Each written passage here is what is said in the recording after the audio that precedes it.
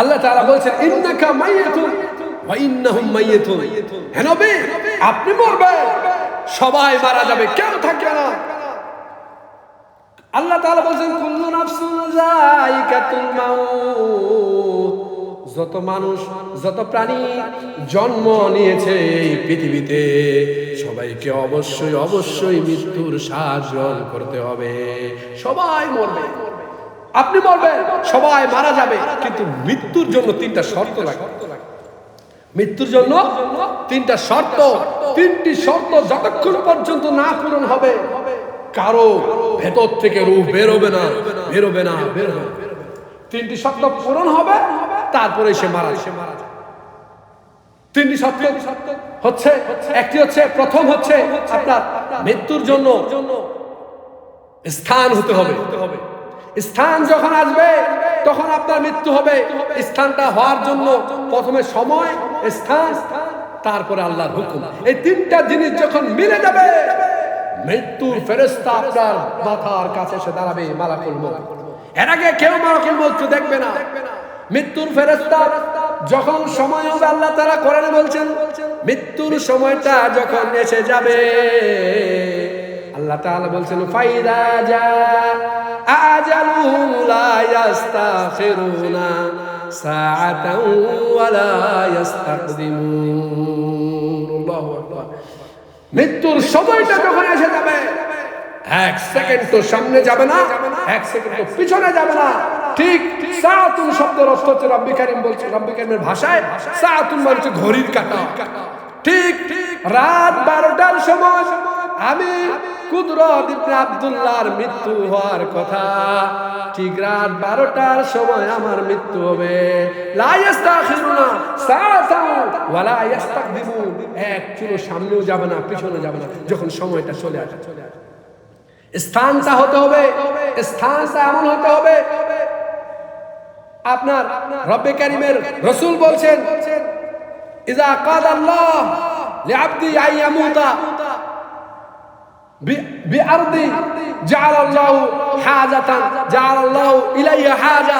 যখন কোন বান্দার মৃত্যুর সময়টা এসে যায়, রব্বে কারীম বলছেন, আমি সেই বান্দার সেই জায়গা পর্যন্ত পৌঁছে দেই যেখানে তার মৃত্যু লেখা আছে।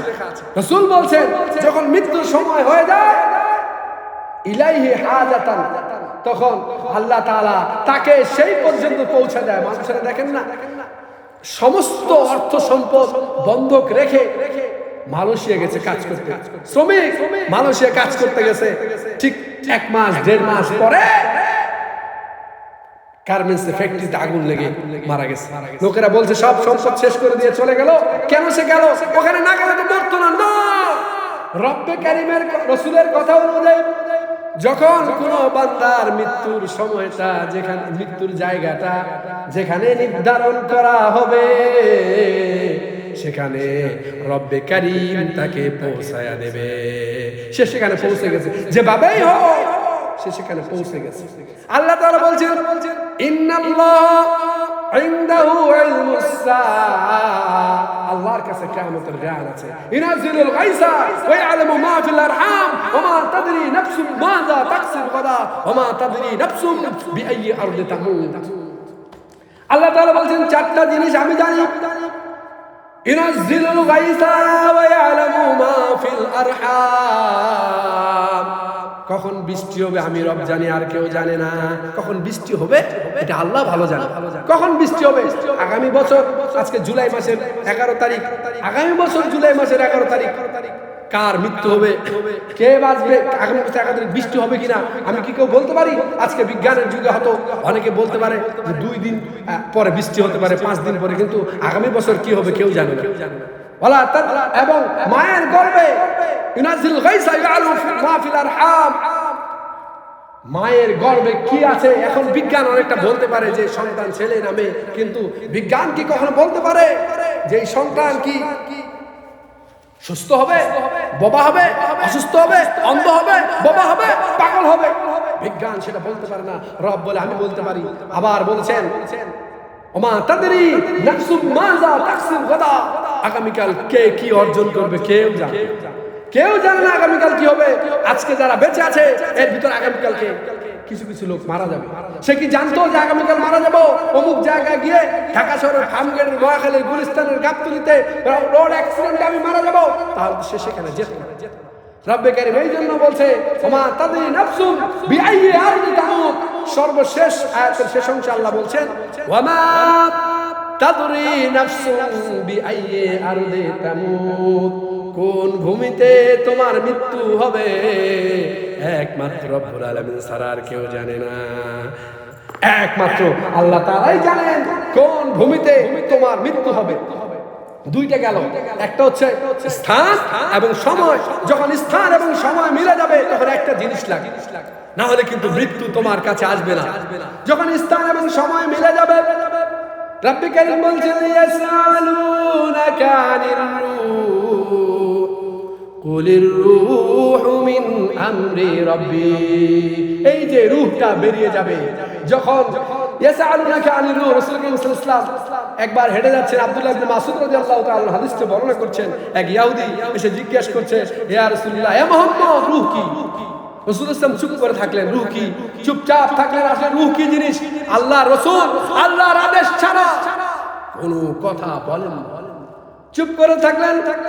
ওমা কোন কথা কি রাসূল বলেন আদেশ ছাড়া? আল্লাহ ওমা ইয়ানতিকু আনিল হাওয়া ইন হুয়া ইল্লা ওয়াহয়ু ইউহা। আল্লাহ তাআলা কোরআনে বলছেন ওমা ইয়ানতিকু আনিল হাওয়া ইন হুয়া ইল্লা ওয়াহয়ু ইউহা। আমার নবী যা বলে সবগুলো ওহী। আমার নবী নিজের থেকে বানায় কোনো কথা বলে না, বলে না, বলে না। ইহুদির প্রশ্নে রাসূল করিম সাল্লাল্লাহু আলাইহি ওয়াসাল্লাম চুপ করে থাকলেন। হযরত জিবরাইল আসলেন, আয়াত নিয়ে আসলেন, রাসূলের কানে কানে বলে দিলেন ও নবী, আপনাকে তারা রূহ সম্পর্কে জিজ্ঞাসা করছে, আপনি বলে দিন ইয়াসআলুনাকা আনির রূহ কুলির রূহু মিন আমরি রাব্বি। শোনো, রূহ কিচ্ছু না, রূহ হচ্ছে আমার রবের একটা আদেশ মাত্র। যদি লোকটাকে কেটে কেটে টুকরো টুকরো করে ফেলা হয়, রূহ বেরোয়ার আদেশ যদি রবের পক্ষ থেকে না আসে তার মৃত্যু হবে না। অতএব তিনটা শর্ত যখন পূরণ হবে তখনই মালাকুল মউত পাশার কাছে আসবে, এসে দাঁড়িয়ে যাবে তোমার রূহটা নেওয়ার জন্য, তোমার জানটাকে দুনিয়ার মায়া থেকে বের করে নেওয়ার জন্য।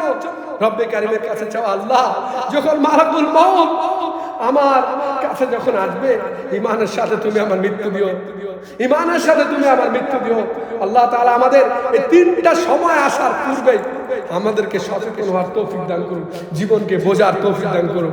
আমিন। ওয়া আখির দাওয়ানা আলহামদুলিল্লাহি রাব্বিল আলামিন। আসসালামু আলাইকুম ওয়া রাহমাতুল্লাহ।